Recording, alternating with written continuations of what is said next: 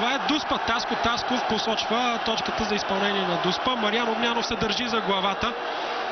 Сега ще видим, разбира се, и повторение на ситуацията. Футболистите на Левски не оспорват много това решение на Таско Тасков. Георги Иванов също не може да повярва какво е станало и той все още не може да разбере всъщност какво се случва.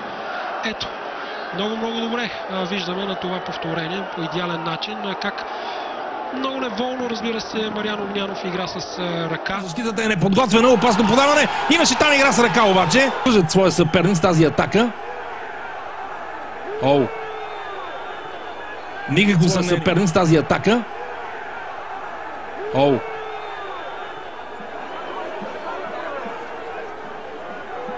Мисля си, че тук обаче отново има съдийска грешка. Сега да видим дали Иван Цветков беше човека зад защитата. Ето го центрирането. Никаква засада. Много груба грешка на помощник съдията Цветан Трифонов. Иван Цветков беше покрит поне с 1 метър. Излезе зад защитата. Трифонов трябваше тук да изчака.